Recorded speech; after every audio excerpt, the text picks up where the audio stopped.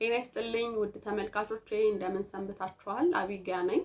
ዛሬ በፌዴራል ጠቅላይ ፍርድ ቤት ሰበር ሰሚ ችሎት በኮንዶሚኒየም ሽያጭ ውል ጋር በተያያዘ የተሰጠ በመዝገብ ቁጥር 65/140 ላይ የተሰጠ የፌዴራል ጠቅላይ ፍርድ ቤት ሰበር ሰሚ ችሎት ውሳኔ ይዤላችሁ ቀርብ ያለሁኝ። አብራችሁኝ ቆዩ።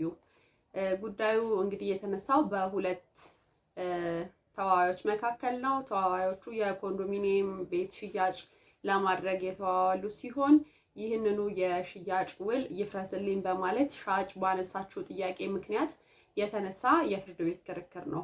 ጉዳዩ የጀመረው በፌዴራል የመጀመሪያ ደረጃ ፍርድ ቤት ሲሆን ሻጭ የተፈጸመው የቤት ሽያጭ ውል በሕግ አግባብ የተደረገ ባለመሆኑ እና ቤቱ 5 ዓመት ሳይሞላው የተሸጠ እንዲሸጥ የሚያደርግ የቤት ሽያጭ ውል በመሆኑ ሊፈርስልኝ ይገባል በማለት ጥያቄ ታቀርባለች። መልስ ሰጪ በበኩሏ ሻጭ ወዳና ፈቅዳ ነው የሸጠችልኝ፣ የቤቱ ሽያጭ ውል እንዲፈርስ የሚያደርግ ምንም አይነት የሕግም ሆነ የፍሬ ነገር ምክንያት የለም፣ ስለዚህ ውሉ ሊፈርስ አይገባም በማለት ተከራክራለች። በሻጭ በኩል የነበረው ዋና መከራከሪያ ምንም እንኳን ቤቱ እዳውን ከፍሎ የጨረሰ ቤት ቢሆንም 5 ዓመት ሳይሞላው ግን መሸጥ እንደሌለበት የሚከለክል ሕግ በመኖሩ ያንን ሕግ በመተላለፍ የፈጸምነው የሽያጭ ውል በመሆኑ ሊፈርስ ይገባል የሚል ነው ዋና መከራከሪያ ነጥቧ። ከዚህ በተጨማሪ ሌሎች ጉዳዮችንም አንስታለች። ታዲያ መጀመሪያ ጉዳዩን የተመለከተው የፌዴራል የመጀመሪያ ደረጃ ፍርድ ቤት የሁለቱንም ወገን ክርክር ካደመጠ በኋላ የቤት ሽያጭ ውሉ የሚፈርስበት ምክንያት የለም በማለት ውሳኔ ይሰጣል። በዚህ ውሳኔ ቅር የተሰኘችው የቤት ሻጭ ጉዳዩን ወደ ፌዴራል ከፍተኛ ፍርድ ቤት በይግባኝ ይዛው ትሄዳለች። የይግባኝ ሰሚ ችሎቱም የፌዴራል የመጀመሪያ ደረጃ ፍርድ ቤት የሰጠው ውሳኔ የሕግም ሆነ የፍሬ ነገር ስህተት የለበትም ጉዳዩ፣ ስለዚህ ውሳኔው ትክክል ነው በማለት አቤቱታዋን ውድቅ ያደርግባታል። ከዛ ነው እንግዲህ ጉዳዩ ወደ ፌዴራል ጠቅላይ ፍርድ ቤት ሰበር ሰሚ ችሎት ሊደርስ የቻለው።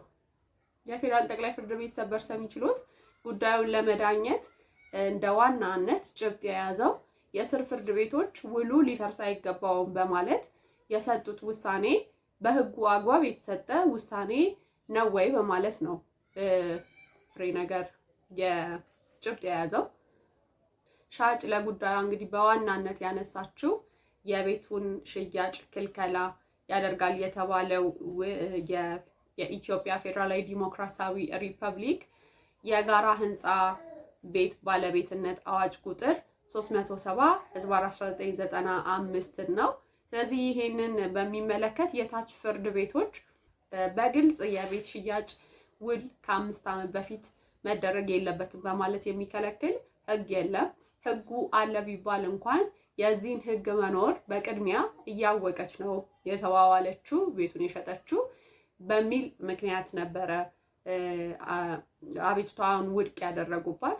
የፌዴራል ጠቅላይ ፍርድ ቤት ሰበር ሰሚ ችሎት ግን በሕጉ አንቀጽ 42 መሰረት የከተማ አስተዳደሩ ማስፈጸሚያ የሚሆኑ ሌሎች ሕጎችን እንዲያወጣ የሚፈቅድ መሆኑን በማየት በዚሁም መሰረት የወጣ አዋጅ ቁጥር 19/97 አንቀጽ 14/2ን በመመርመር እንደተመለከተው በኮንዶሚኒየም ቤት የተገኘ ወይም በጣም ያገኘ ሰው ቤቱን ጠቅላላ ዋጋ ከፍሎ ቢያጠናቅቅ እንኳን ለሶስተኛ ወገን በሽያጭ ወይንም በስጦታ ለማስተላለፍ የሚችለው ቤቱን ካገኘ በኋላ 5 ዓመት ሲሞላው እና ከዛ በኋላ ብቻ ነው በማለት ተደንግጓል።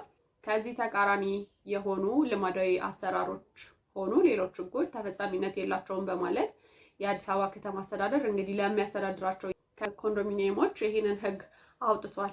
ስለዚህ በዚህ ሕግ መሰረት የኮንዶሚኒየም ቤትን ያገኘ ሰው ቤቱን ካገኘ ከ5 ዓመት በኋላ ብቻ ነው በስጦታም ሆነ በሽያጭ ማስተላለፍ የሚችለው። ስለዚህ በፍትሐብሔር ሕግ ቁጥር 1678 መሰረት ማንኛውም ውል የጸና የሚሆነው ውሉ ሕጋዊ የሆነ ሲሆን ብቻ መሆኑ በመጠቀሱ ምክንያትና በሻጭና በገዢ መካከል የተደረገው የቤት ሽያጭ ውል ደግሞ ያንን ውል በግልጽ የሚከለክለውን የከተማ አስተዳደሩን ሕግ በመቃወም ወይንም እሱን ባለማሟላት ሕጋዊነት በሌለው መልኩ የተደረገ ውል በመሆኑ ሊፈርስ ይገባዋል በማለት የስር ፍርድ ቤቶች የሰጡትን ውሳኔ ውድቅ አድርጎ ውሉ መፍረስ አለበት ብሎ ወስኗል። ከዚህ እንደምንረዳው ምናልባት ወደፊት 5 ዓመት ያልሞላውን በአዲስ አበባ ከተማ አስተዳደር ስር የሚገኝ ኮንዶሚኒየም ቤት የመግዛት እቅድ ያላችሁ ሰዎች ካላችሁ ይህንን ውሳኔ ከግንዛቤ ውስጥ እንድታስገቡት መልእክቴ ነው። ስለተከታተላችሁኝ በጣም አመሰግናለሁ። በሚቀጥለው ሳምንት ሌላ ፕሮግራም ይዤላችሁ እስከምቀርብ ድረስ መልካም ሳምንት ይሁንላችሁ።